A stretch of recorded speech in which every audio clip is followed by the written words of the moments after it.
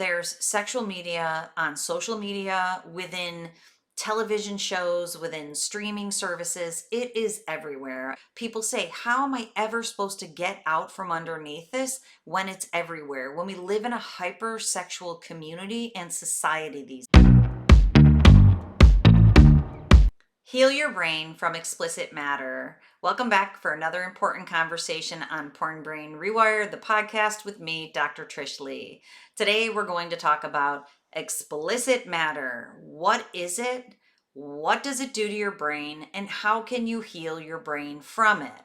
So let's dig in. Number one, we're going to talk about what is explicit matter and what does it consist of? So I've broken explicit matter into three primary categories. Number one is sexual media. We will discuss it in just a second, but it's going to be lower level porn influenced aspects of just streaming and social media. Not just, but you know what I mean. Number two, we're going to talk about pornography itself. Then, number three, we're going to talk about how that shows up in real life as hypersexual sexual acting out behaviors. So, what I'm kind of doing here is we're going from sexual media down lower, number one, number two, up to, what you would consider traditional pornography. And obviously, within traditional pornography, it exists on a whole continuum and spectrum. Then we're going to talk about acting out behaviors in real life, which primarily consist of masturbation, fantasy, and lusting. So let's dive in and then we'll move on to 2 and 3. So let's think about explicit matter. Now, I love this term explicit matter because you know what it's made me think? If you know me, you know I absolutely love a good double entendre. An explicit matter is a double entendre. It means that it is the consumption of media that is explicit or it's triple X in nature. That's the first meaning. The second meaning is that it is a clear and decisive situation that needs to be dealt with. And that's exactly what I think about this situation of explicit matter overall. So we got ourselves a lovely little double entendre to deal with. So let's think about this in terms of how this is impacting you and your brain at these three different levels. So number one is there's sexual media on social media, within television shows, within streaming services. It is everywhere. And actually, I've seen these comments on YouTube lately where people say, how am I ever supposed to get out from underneath this when it's everywhere? When we live in a hypersexual community and society these days.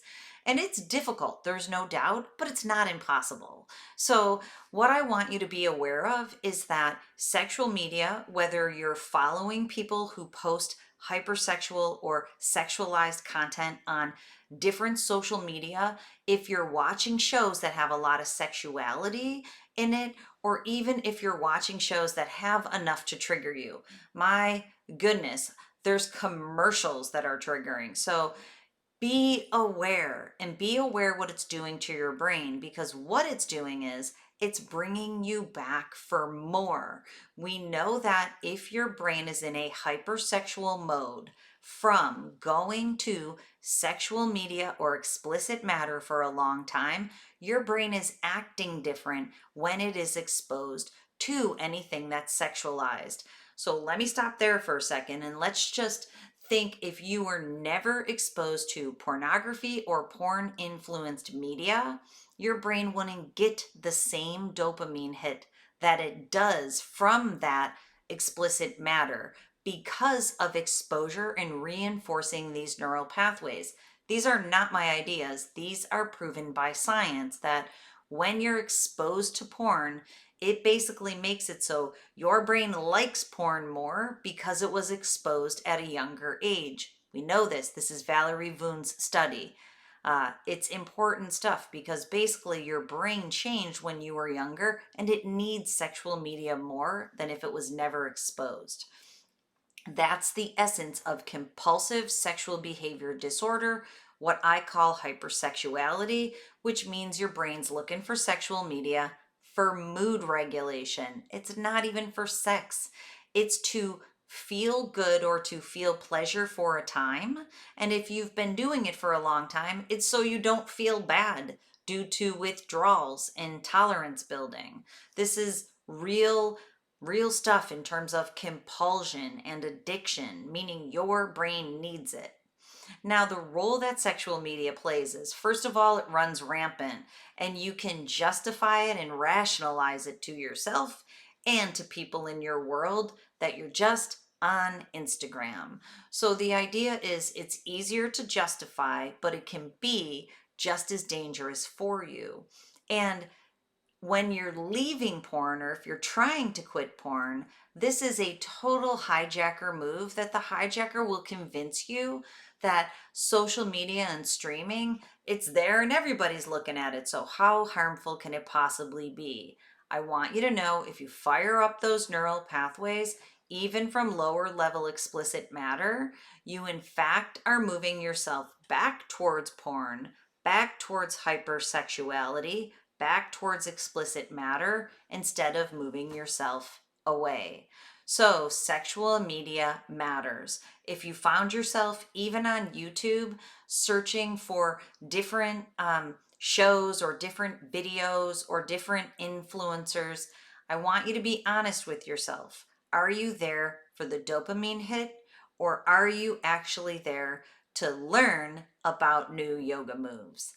Be honest with yourself so that you know that it's the hijacker bringing you back for high levels of dopamine. And we're going to go in just a minute to what it's doing to your brain. And once you know, you're going to want to stay away from sexual media. Okay, that's the first type of explicit matter. Number two is actual porn sites. So we know these sites are developed very intentionally to suck you in, even at a young age, and to keep you shackled to a dopamine dependency by exposing you to a screenshot or teasing you into higher level intensity pornography that might cross moral boundaries, that hits what I call the friction point of anxiety and stimulation to keep you sucked in, coming back for more frequency, longer sessions, more consistency, and especially higher levels of intensity. This is when compulsion moves over to addiction, and your brain will need to come back so that it doesn't feel bad. So clearly, pornography is part of explicit matter. So let's move on to how does this play out in your real life? Well, what happens then is that most people want to experience what they are viewing or consuming. And if this hasn't happened to you yet, it is an escalation behavior that many people do experience. So after you've consumed something, you want to see what that would actually feel like in real life. So number one, pornography may include explicit matter in real life of high level intensity of masturbation with a high physical stimulation. This is important because it also contributes to that dopamine dependency, because now you have higher level mental stimulation from porn or from porn induced fantasy and higher level physical stimulation. This will lead to significant mental and physical health problems, believe me. So the idea is now you might be masturbating more or masturbating more intensely because you want to experience more pleasure from higher levels of dopamine. You may also try to do some of these porn influenced acts with your partner, or you might seek out another unhealthy partner through either infidelity or through paid sex to actually act these things out. I want you to be honest with yourself, because self-awareness is really low when tolerance and escalation creates what's known as the narcissistic bubble and moves you towards these real life explicit matter experiences. So, lusting, fantasy, and masturbation are the primary ways that this finds itself showing up in your real life as explicit matter.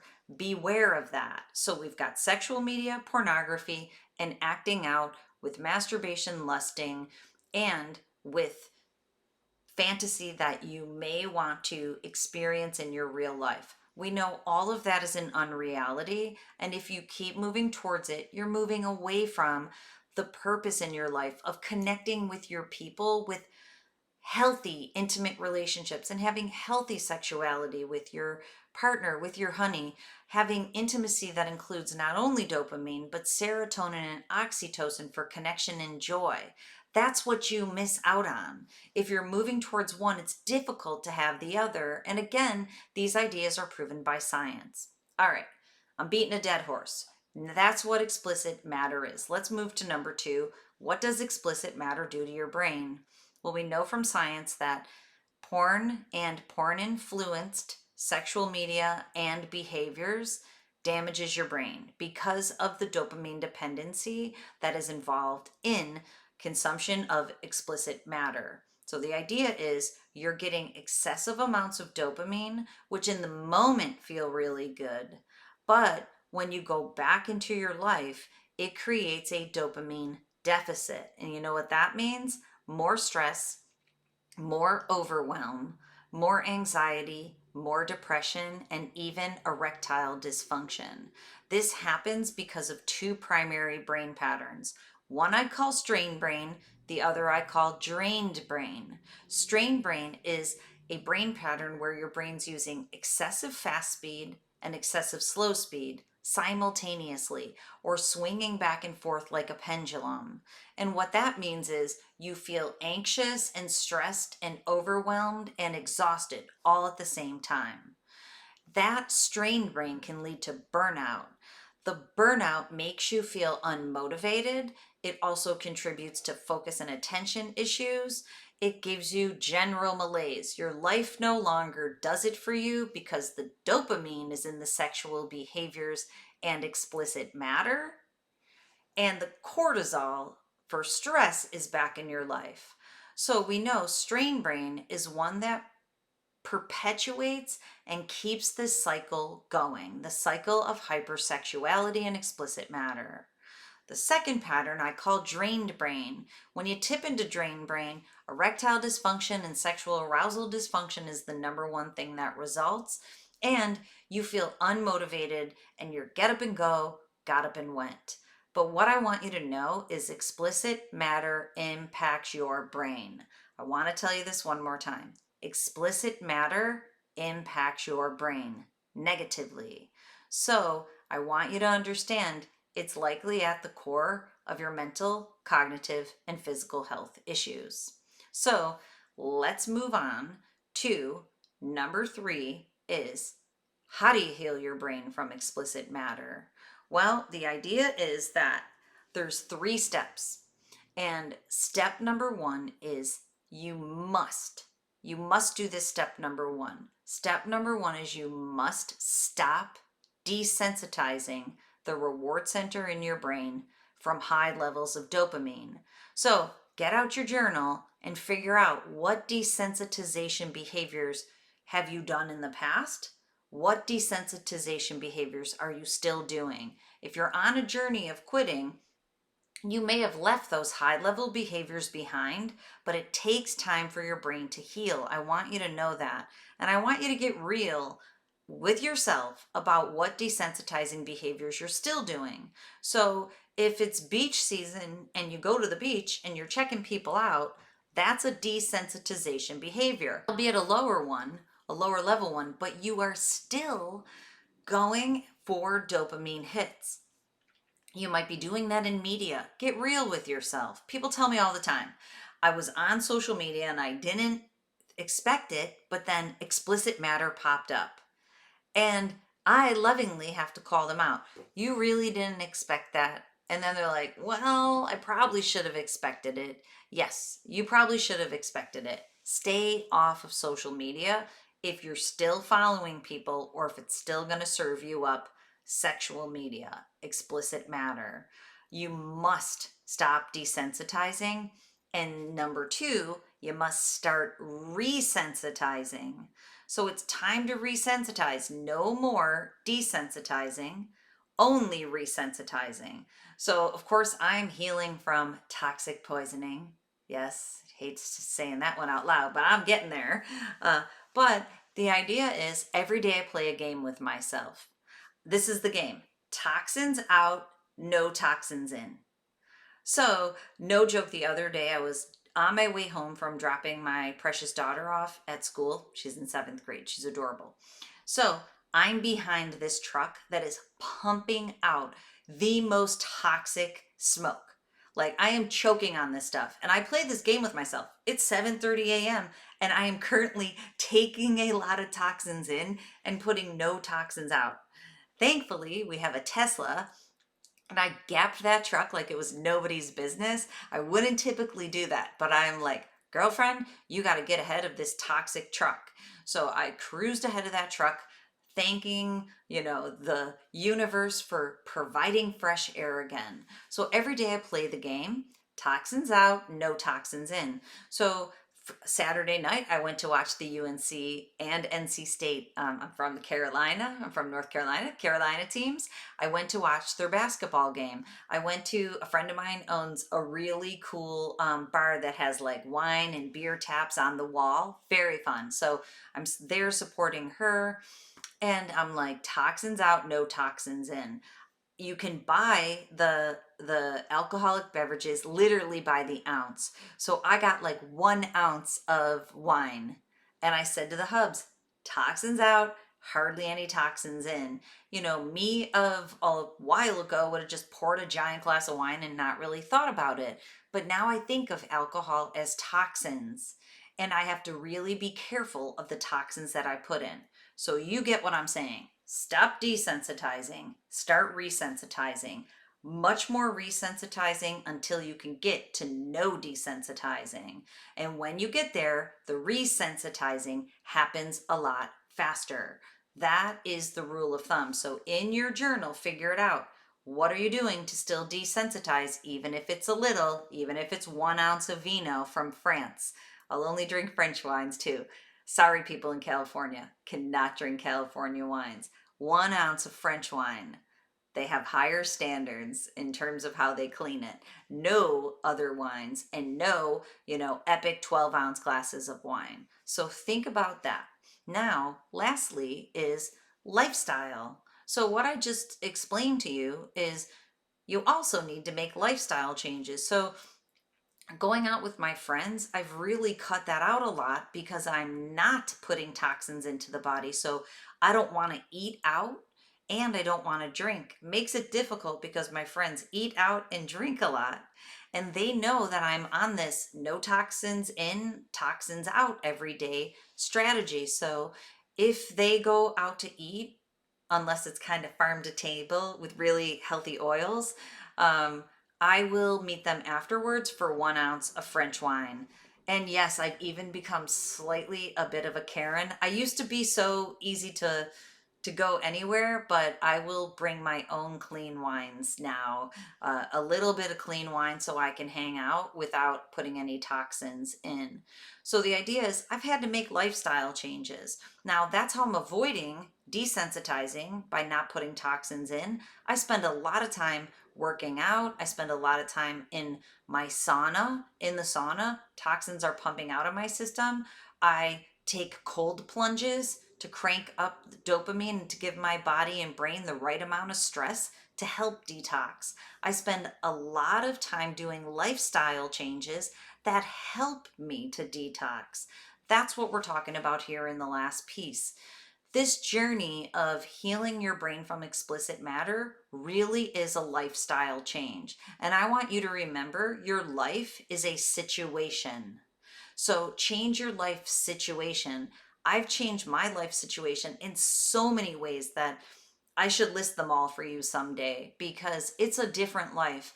I chill so much more. I've made sure my air is clean. I made sure my water is clean. I've made sure that I'm balancing my nervous system more than ever before, and it is paying off. I've changed the lifestyle to create the life that I want. So if you want more information on that, please go over to drtrishleigh.com. The 90-Day Complete Essential Guide is the program that I offer so that you can leave explicit matter, no matter what it is, no matter which category it falls into, you can leave it behind forever. Start resensitizing your brain, rewiring it so you can hardwire it and move into the future that you want and deserve. All right, I hope to see you in that program. I run a monthly meeting in it myself. I hope to see you in it soon. And until next time, control your brain or it'll control you.